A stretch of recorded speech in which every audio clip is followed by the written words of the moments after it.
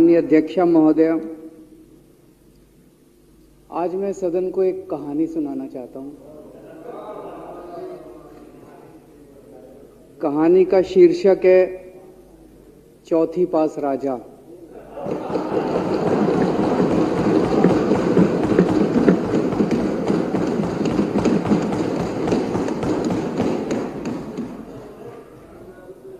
आपने बचपन में राजा रानी की बहुत कहानियां सुनी होंगी।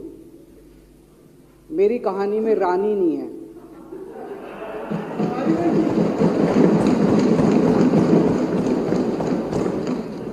बस राजा है। ये कैसे राजा की कहानी है अध्यक्ष महोदया, जो अनपढ़ था, चौथी पास था, बेहद अहंकारी था, बहुत अहंकार था, बहुत ज्यादा, और पैसे की इतनी हवस थी, इतना भ्रष्टाचारी था, इतना भ्रष्टाचारी राजा था। ये एक महान देश की कहानी है। एक बहुत महान देश था, कई हजार साल पुराना देश। उस देश में एक गांव में एक बहुत गरीब परिवार में एक बच्चे का जन्म हुआ। जब बच्चे का जन्म हुआ तो ज्योतिषी ने कहा,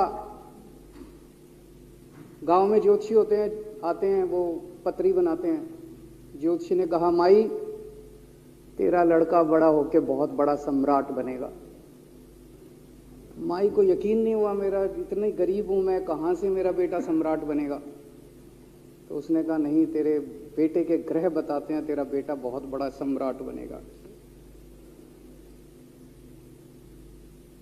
बेटा धीरे धीरे बड़ा होने लगा। स्कूल, गांव का ही स्कूल था, स्कूल जाता था, उसका पढ़ने वढ़ने में मन नहीं लगता था।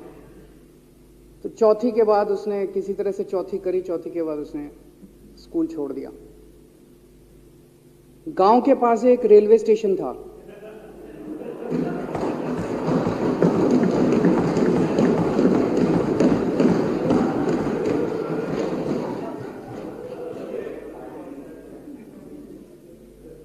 तो घर का खर्चा चलाने के लिए वो लड़का वहां स्टेशन पे चाय बेचता था। लड़के को भाषण देने का बड़ा शौक था। सारे गांव के लड़कों को इकट्ठा कर लेता, आसपास के गांव के भी इकट्ठा कर लेता, सामने वो खाट डाल लेता, उस पर चढ़ जाता और भाषण देता। धीरे धीरे आसपास के गांव के लड़के भी इकट्ठे हो गए। जिस भी चीज में भाषण देता, एक बार शुरू हो जाता तो बंद ही नहीं होता। अब ज्योतिषी ने कहा था, लड़का बड़ा हुआ, बड़ा होके एक दिन उस महान देश का वो राजा बन गया। पूरे देश में उसका नाम हो गया चौथी पास राजा। लोग उसको चौथी पास राजा कहते थे। अब उसे आता जाता कुछ था नहीं, पढ़ा लिखा था नहीं। अफसर आते, कुछ अंग्रेजी में चपर चपर करते, उसको समझ नहीं आता। अफसर जो मर्जी उससे साइन करा के ले जाते, जो मर्जी उससे साइन करा के ले जाते। अब वो कुछ पूछे अफसरों से तो उसे भी शर्म आती थी कि मैं पूछूंगा तो उनको लगेगा अनपढ़ आदमी है, पता चल जाएगा। तो उसके भी दिल में ये रहता था, यार मैं पूछूं ना पूछूं। पता नहीं किस किस चीज पे उसने चौथी पास राजा ने साइन कर दिए। फिर धीरे धीरे राजा को ये बुरा लगने लगा, यार ये मेरे को चौथी पास कहते हैं। तो उसने एक फर्जी डिग्री बनवा ली। कहीं से फर्जी डिग्री बना के ले आया, एमए की। बोला मैं एमए हूं। तो लोगों को लगा, यार ये तो ठीक नहीं है, ये तो फर्जी डिग्री हम बना के ले आया हमारा राजा। तो लोगों ने आरटीआई डाली। जो आरटीआई डालता उस पर 25,000 रुपये जुर्माना।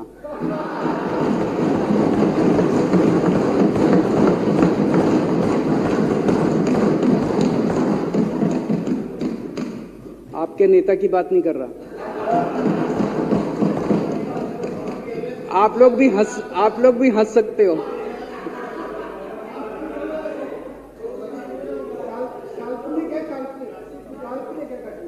तो जो आरटीआई डाले उसको 25,000 रुपए का जुर्माना, जो आरटीआई डाले उसको 25,000 रुपए का जुर्माना। एक दिन कुछ लोग गए चौथी पास राजा के पास, बोले जी एक बड़ा धांसू आइडिया लेके आए हैं। बोले बताओ। बोले जी नोटबंदी कर दो, भ्रष्टाचार खत्म हो जाएगा देश से। तो उसने कुछ पूछा, उसे कुछ समझ नहीं आया राजा को क्या कह रहे हैं क्या नहीं, पर उसे लगा यार कुछ धांसू आइडिया होगा। उसने एक दिन रात को 8 बजे टीवी चैनलों पे जाके नोटबंदी कर दी। बोला सारे नोट बंद। पूरे देश में हाहाकार मच गया, तड़प गए लोग, धंधे बंद हो गए, दुकानें बंद हो गई, लोग बेरोजगार हो गए, बुरा हाल हो गया पूरे देश। लंबी लंबी लाइनें लग गई पूरे देश के अंदर। लोगों ने जाके उसको कहा जी नोटबंदी कर दो, आतंकवाद खत्म हो जाएगा। ना आतंकवाद खत्म हुआ, ना भ्रष्टाचार खत्म हुआ, देश बर्बाद हो गया। वो महान देश जिसका वो राजा बना था, वो देश 10 साल 15 साल 20 साल पीछे चला गया उस नोटबंदी से, उस चौथी पास राजा की वजह से। एक दिन कुछ लोग गए उस राजा के पास, बोले जी खेती खूब बड़ी हो जाएगी, ये किसानों के कानून पास कर दो। अब उसको कुछ अकल नहीं थी राजा को, अनपढ़ राजा था। उसने साइन कर दिए, 3 काले कानून पास हो गए किसानों के। पूरे देश के किसान सड़कों पे, जगह जगह मोर्चे, 750 किसानों की मौत हो गई 1 साल के अंदर। अंत में राजा को वो कानून वापस लेने पड़े। धीरे धीरे देश की समस्याएं बढ़ती गई, क्योंकि राजा ऐरे गहरे। इससे पहले एक और राजा आया था, मोहम्मद बिन तुगलक, वो भी ऐसे ही करता था। कभी उसने देश की राजधानी बदल दी, कभी बोला मैं चमड़े के सिक्के बनाऊंगा। उसी तरह से ये था अनपढ़ राजा, कुछ भी कर देता था। अब राजा को एक दिन लगा यार मैं तो राजा बन गया, पता नहीं कितने दिन रहूंगा। तो उसकी गरीबी में जो जीवन उसने जिया था, उसे लगा यार पैसे तो कमाने चाहिए। पैसे कैसे कमाऊं? पैसे कमाऊंगा तो जनता में छवि खराब होगी। तो उसने अपने एक दोस्त को बुलाया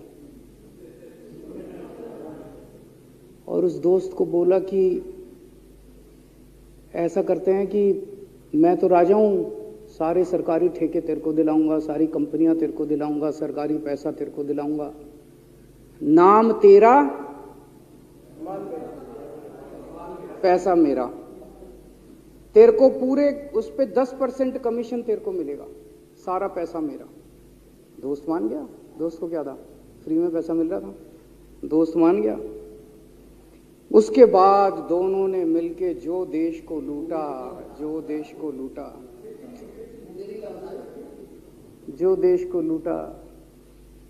सबसे पहले वो दोस्त आया, बोला सर सबसे पहले बैंकों को लूटते हैं। तो वो बोला वो कैसे यार, बैंकों को लूटेंगे तो ये तो ठीक नहीं है। बोला नहीं ऐसे करते हैं, आप किसी बैंक के चेयरमैन को बुलाओ, उसको बोलो कि वो मेरे को लोन देगा। तो बोला लोन देगा तो वापस करना पड़ेगा। बोला वापस कौन करेगा, वापस थोड़ी करना है, आप राजा हो, वापस नहीं करना, लोन दिला दो बस।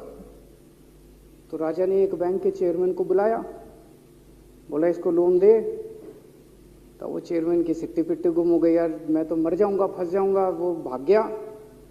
तो फिर उन्होंने ढूंढ के एक ऐसा चेयरमैन चुना जो कि सरासर भ्रष्टाचारी, जिसके ऊपर 10 फाइलें खुली हुई, जिसके ऊपर 10 केस चल रहे, उसको बुलाया। बोला देख तेरे को चेयरमैन बना रहे हैं, अब तू 10,000 करोड़ रुपए दे दे इसको, नहीं तो तेरे को जेल भेजेंगे। जेल जाना है कि पैसे दे रहा है? उसने कहा माई बाप मैं जो कहोगे जहां कहोगे साइन कर दूंगा। उसने 10,000 करोड़ रुपए का लोन उसके दोस्त को दे दिया।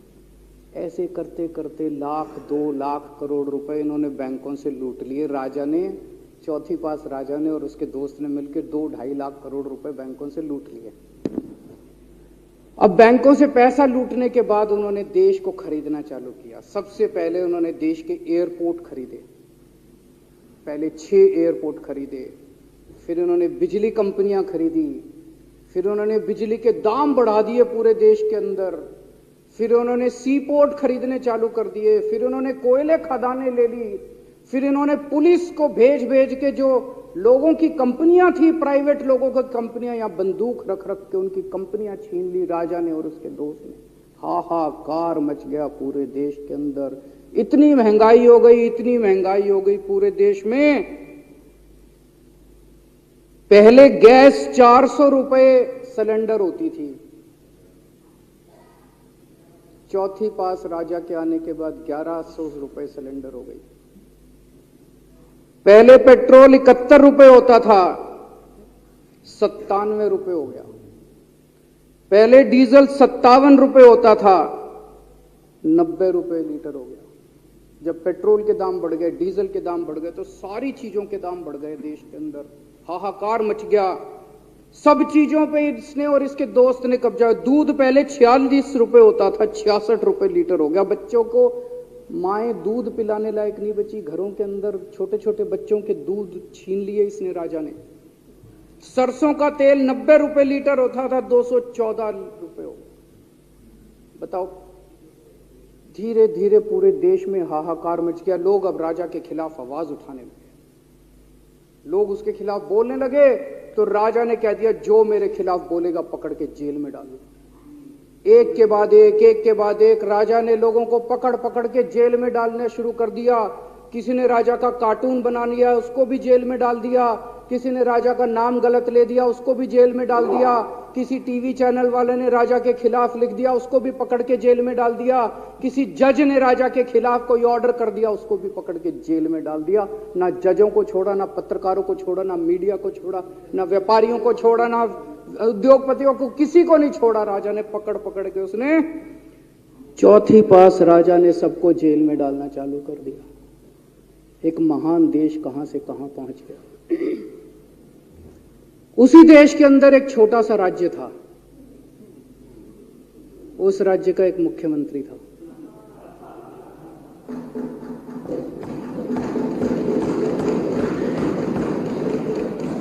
उनके चेहरे पे भी स्माइल आ गई, उनके चेहरे पे भी उम्मीद की किरण छा गई। वो मुख्यमंत्री अपने लोगों का खूब ख्याल रखता था। वो मुख्यमंत्री कट्टर ईमानदार था। वो मुख्यमंत्री कट्टर देशभक्त था। वो मुख्यमंत्री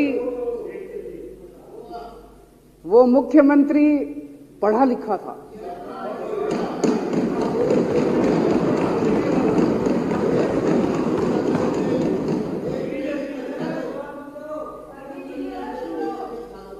उस मुख्यमंत्री ने अपने लोगों को महंगाई से छुटकारा दिलाने के लिए बिजली मुफ्त कर दी। भाई साहब, उसके बाद तो चौथी पास राजा पागल हो गया। उसने बुला के जो हड़काया उस मुख्यमंत्री को कि तेरी हिम्मत कैसे हुई। उसे लगा राजा ने तो सारी बिजली कंपनियों पे कब्जा कर रखा था। उसे लगा अगर ये बिजली मुफ्त करने लग गया तो बाकी देश में तो मेरा बेड़ा गर्क, मेरी बिजली कंपनियां लुट जाएंगी, ऐसे कैसे चलेगा। उसने उसको कहा, खबरदार, तूने बिजली मुफ्त के। मुख्यमंत्री नहीं माना। धीरे धीरे उस मुख्यमंत्री ने अपने गरीबों के स्कूल ठीक करने चालू कर दिए। तो राजा ने उसको बुला के और हड़काया। राजा बोला, ये क्या कर रहा है तू, स्कूलों के में बच्चों को पढ़ाता है, तू स्कूल खोल रहा है, ये बंद कर, ये सब, ये नहीं चलेगा इस देश का। वो नहीं माना मुख्यमंत्री।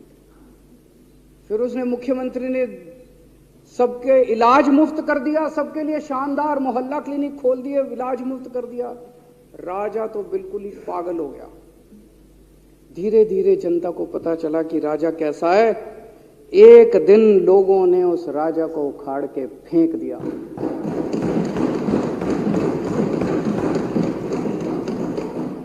और लोगों ने एक किसी ईमानदार और देशभक्त आदमी को वहां बिठा दिया और उनकी सरकार आ गई। और उसके बाद देश से महंगाई खत्म हुई और देश रात दूनी चौगुनी तरक्की करने लगा। तो जैसे हम बचपन में सुना करते थे, moral of the story, Hindi में क्या कहते, मॉरल ऑफ द स्टोरी का मतलब भाई इस कहानी में क्या प्रेरणा मिलती है। इस कहानी से, इस कहानी से ये प्रेरणा मिलती है कि अगर आपके देश में महंगाई है, आपके देश में समस्याएं हैं, आपके देश में सब कुछ गड़बड़ चल रहा है, तो सबसे पहले जांच परख के देखो आपका राजा अनपढ़ तो नहीं है। अगर आपके देश में सब गड़बड़ चल रहा है, बेरोजगारी है, बहुत सारी समस्याएं हैं, जरा देखो राजा, आपके राजा को कोई दोस्त तो नहीं है। अगर है तो सबसे पहले अपने राजा को उखाड़ के फेंको, नहीं तो आपकी समस्याओं का कोई समाधान नहीं होगा। आपकी समस्याओं का कोई समाधान नहीं होगा। वो पढ़ा करते थे, अंधेर नगरी चौपट राजा, सवा शेर बाजी सवा शेर खाजा। बहुत बहुत शुक्रिया।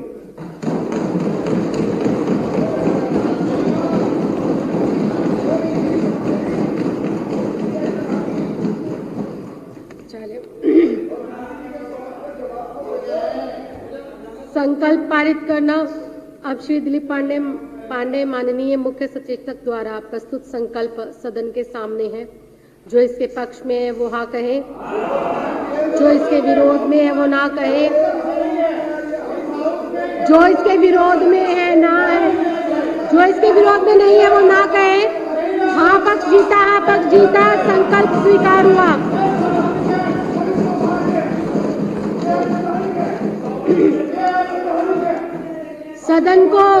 सदन को अनिश्चित